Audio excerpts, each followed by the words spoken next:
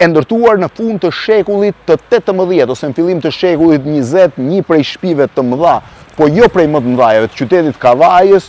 Kjo godinë e familjes Arkaxhi është pjesë e muzeut etnografik që tregon se si kanë jetuar shqiptarët në fund të shekullit, në shekullin 19, në fillim të shekullit 20, kur qytetet shqiptare filluan të marrin trajta urbane. Natyrisht që është një miksim mes shtëpisë, që ka qenë shtëpi e 2 vëllezërve, është e ndarë në mënyrë identike, në të djathtën time një vëlla, në të majtën time vëllai tjetër, duket sikur janë edhe metrat katror të përcaktuar. Brenda mund të shihni stilin e jetesës, është kthyer në muze etnografik dhe është nga muzeet më të bukur që mund të gjesh në Shqipëri, siç janë shtëpitë tipike me hijen e fikut, fiku është i papjekur tani, me hijen e fikut ku rrihej zakonisht, me manin që këtu e paskan hequr, me 4 kolona korinthike të cilat janë të vjetra, janë arkeologjike dhe pretendohet që kanë ardhur në zonën e Kavajës, pra kryesisht për xhamin e Kavajës, ndoshta nga Apollonia ose nga ndërtimet arkeologjike të vjetra të Durrësit, po askush nuk mund ta thotë tamam,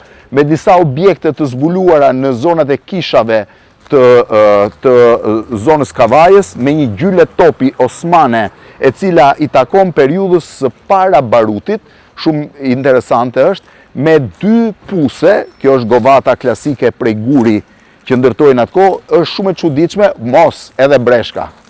Edhe breshka, ja ku është. Edhe breshka që pas ka dalë. Edhe breshkën ta lëshojmë tani të eci normal në zonën, ta lëshoj këtu, apo ta lëshoj te bari më mirë. Ta çoj te bari se është më normale.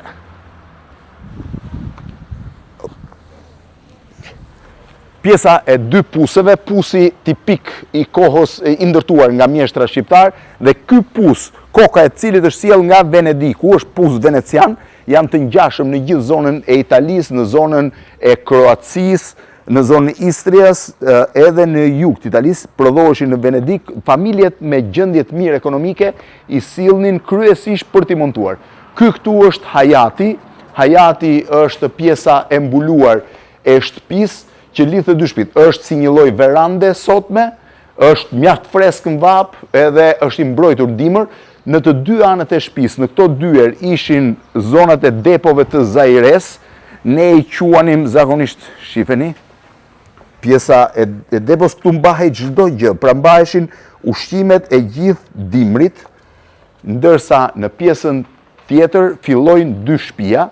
Kjo është shtëpia e parë e njërit vëlla, të dy banesat ndahen në këtë pjesë, pra këtej njëri vëlla, këtej vëllai tjetër, është dhoma e hyrjes, kur hyn brenda mund të dallosh se si kanë qenë shtëpitë. Kjo është shtëpia e ndenjes, pra zona e divanëve ku ulesh i zoti i shtëpisë dhe qëndronte. Kjo ka qenë kuzhina klasike e kohës, ato kuzhinat që ne kemi sot.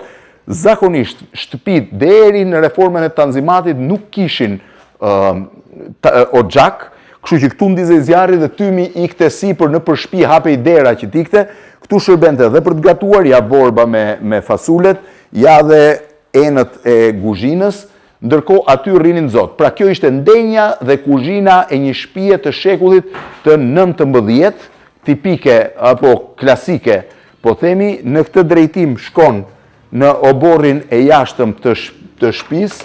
Ky është oborri i jashtëm që i mbrapëm, tani është ndërtuar dhe nuk e kam pjesën e parë. Këtu janë një sër poçesh që tregojnë traditën e hershme të Kavajës në Poçeri, një nga vendet më të famshme në Poçeri të gjithë Shqipërisë. Këte i hym në dhomën e çiftit. Këtu janë edhe pjesa që bën kafet, shifeni, për kafen turke e për tjera. Ndërkohë, po hyjtë e Poçeria, ato janë dhe për ndriçues, janë kandilët e famshëm. Kjo hyn në pjesën e familjare.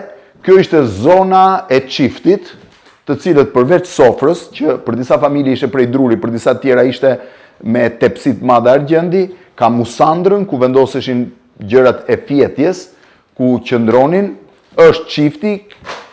Ky është, po e quaj, sëndyku i madh me pajën e nusës.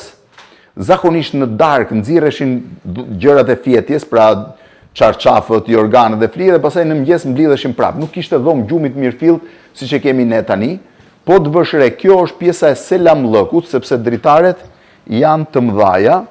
Pra dritaret e selamllëkut janë të hapura. Selamllëku do thotë zona ku rrinin burrat, po ta shihni është e madhe, e hapur, nuk ka, ti mund shohësh nga jashtë brenda dhe nga brenda jashtë.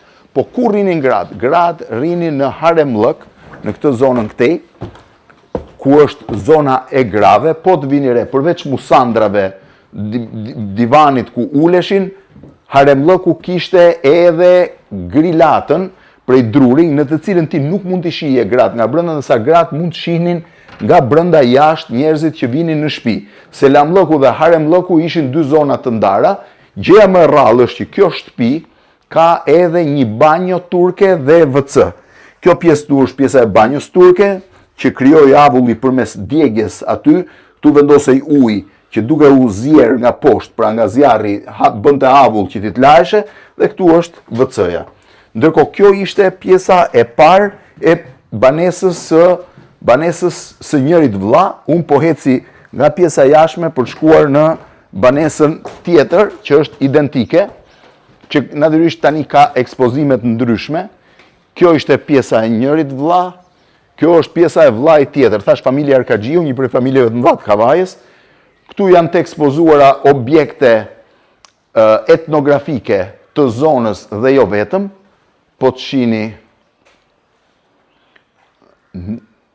disa prej tyre thash kanë pasur tepsitë e mëdha të kallajisura që i shërbenin në vend të sofrave, ata që ishin më të varfër përdoshin sofër druri.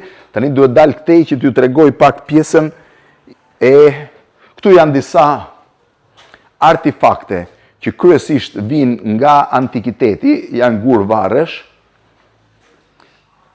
Në fund është banja, këtu po hym në dhomën tjetër të çiftit. Pra, në një anë ishte dhoma e çiftit, këtu keni objekte etnografike, pra veshje të pjesës më të madhe të zonave të Kavajës, janë shumë interesante. Është dhe një shpat këlliç, i themi ne, ose kiliç i thoshin turqit, e larë me arë, e dizenjuar me arë, pra që është shumë e rrallë, supozohet këtë qenë shpatë në një personit famshëm, mund t'jetë punuar në Shqipëri, s'është në i çudi, pavarësisht se është me mbishkrim Osman. Këto janë këlliqet e famshëm që përdoreshin nga jeniçerët në luftimet e asaj kohe, ndërkohë që këtej shkojmë në vegjën që ishte tradicionale dhe lidhej me prodhimin e tekstilit që përdorin shqiptarët. Një pjesë e madhe kryesisht mëndafshi shkonte në pjesën e Venedikut dhe këtu është dhoma tjetër e familjes, e cila është sërish dhoma e haremllëkut e vllait tjetër. Pra është haremllëku i vllait tjetër me të gjithë grilatën. Kjo është pjesa, ndërkohë një pjesë e masterplanit të Kavajës dhe këtu dalë përsëri në obor. Kjo është se si kanë jetuar shqiptarët në shekullin e 19 dhe në fillim të shekullit 20.